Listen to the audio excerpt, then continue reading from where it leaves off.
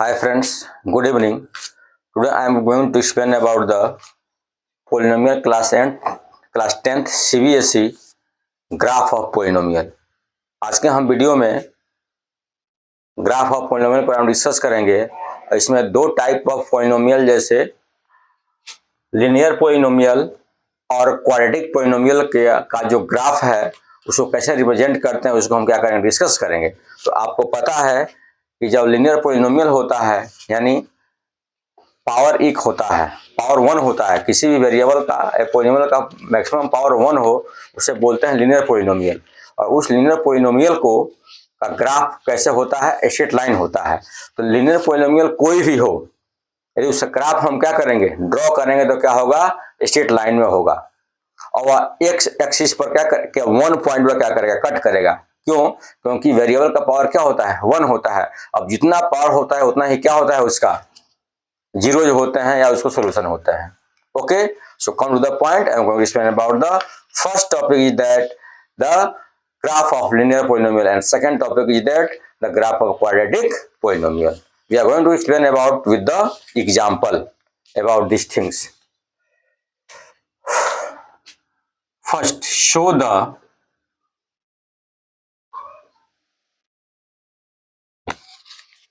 graph of fx is equal to, our question is that 2x minus 5. 2x minus 5। सबसे पहले क्या करेंगे solution given that what is given fx given 2x minus 5, 2x minus 5, let y is equal to fx और y is equal to 2x minus 5।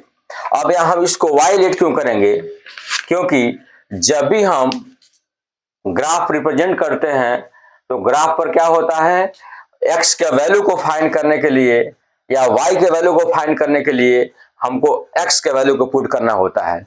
और graph में क्या होता है x और y दोनों एक्सिस होते हैं, इसीलिए हम क्या करते हैं इसको y सपोज करते हैं। क्योंकि जब तक हमारे पास 2 वैल्यू ना आ जाए x और y का कॉमन वैल्यू तब तक कोई भी ग्राफ रिप्रेजेंट नहीं होगा। तो ग्राफ को रिप्रेजेंट करने के लिए हमको कम से कम 2 वेरिएबल चाहिए। यहां हमारा क्या है 1 ही वेरिएबल है। तो x का एक कोई वेरिएबल हो तो सिर्फ x से ग्राफ कैसे रिप्रेजेंट करेंगे? इसके लिए हमको क्या चाहिए कोऑर्डिनेट चाहिए। और कोऑर्डिनेट कभी भी किसका होता है 2 पॉइंट का होता है, x का और y का। इसलिए हम क्या लेते हैं यहाँ y लेते हैं। यदि हम x और एक्सिस p बना ले या x और एक्सिस c बना लेते हैं क्या लेंगे c लेंगे। गेटिंग? तो हमारे ख्याल से आप समझ गए होंगे कि हम यहाँ y क्यों लेते हैं। गेटिंग? अब स्टार्ट करते हैं। अब हम सीधे क्या करेंगे इसके कुछ टॉपिक रखेंगे।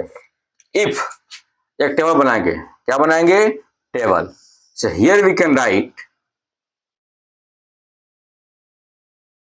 ग्राफ को रिप्रेजेंट करने के लिए हम इसके लिए कम से कम 2 पॉइंट को कंसीडर करेंगे x और y। If will take the value of x is equal to 1 then y is equal to -3 and x is equal to 4 then y is equal to 3। अब हम क्या करेंगे ये जो हमारा जो कोऑर्डिनेट है इसको बोलते हैं कोऑर्डिनेट, x कोऑर्डिनेट और y कोऑर्डिनेट। जो कोऑर्डिनेट है उसको कहां रखेंगे ग्राफ पर रिप्रेजेंट करेंगे। तो यहां देख सकते हैं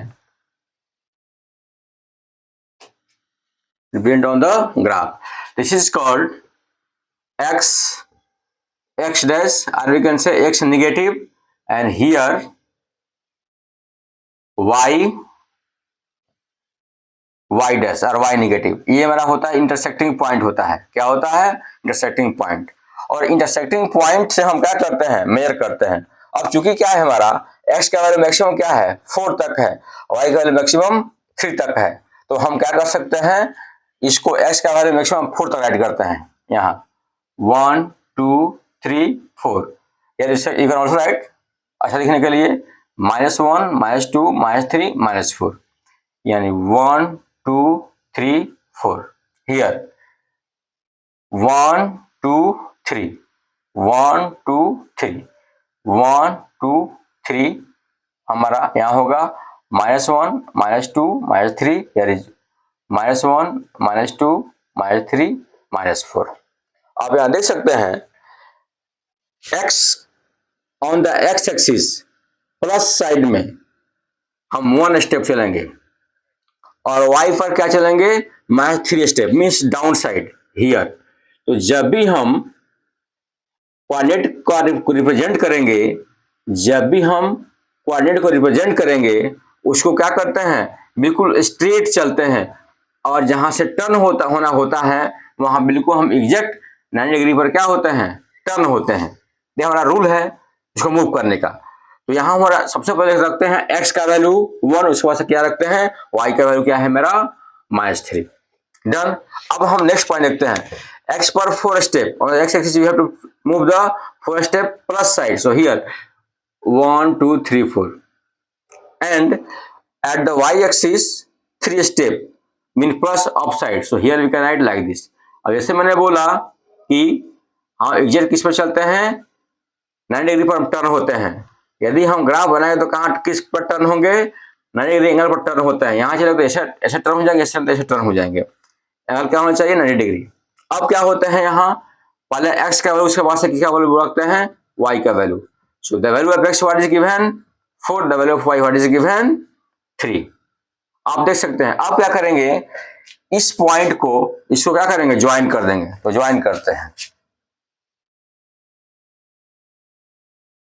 जब ज्वाइन करने में आप देख सकते हैं ये जो हमारा x एक्सिस पर ये 1 पॉइंट पर इंटरसेक्ट कर रहा है, 1 पॉइंट पर क्या इंटरसेक्ट कर रहा है। अब हम क्या करें इसको यदि पॉइंट को हम P सपोज करें, क्या सपोज करें P, तो अब P सपोज करें तो इसका हम कोऑर्डिनेट फाइंड कर सकते हैं। कैसे यदि हमारा ये हमारा x1 हो और y1 हो, ये अपना क्या हो x2 और y2, so the coordinate of at the point P we can write x is equal to x1 plus x2 upon 2 and y is equal to y1 plus y2 upon 2। So here we can write x1 plus x2, the value of x1 is what is given 1, value of x2 is equal to 4 upon 2, we will get 5 upon 2, and here we can also write the value of y1 is what -3 and the value of y2 is +3 upon 2, we will get 0। तो आप देख सकते हैं इस linear polynomial में जो हमको एक से सॉल्यूशन आया, x का वैल्यू एक ही आया क्या 5/2 और y क्या आ गया हमारा 0 आ गया। तो आप देख सकते हैं जिस वेरिएबल में था उसी क्या हुआ मेरा आंसर 5/2 आ गया। अब इसको हम ऐसे भी सॉल्व कर सकते हैं, late 2x minus 5 is equal to 0 or 2x is equal to 5 or x is equal to 5/2। here you can see also 5/2, y का वैल्यू क्या होगा हमारा 0 हो जाएगा। यानी हम यदि इसको ग्राफ पेपर पर बिल्कुल क्लियर रिप्रेजेंट करें तो हम इसको फाइंड कर सकते हैं क्या ये इसका क्या solution by the graphical method. अब हमारे ख्याल से आप इसको समझ गए होंगे कि how to find the solution by the graphical method of linear polynomial. Okay, you can note down this one.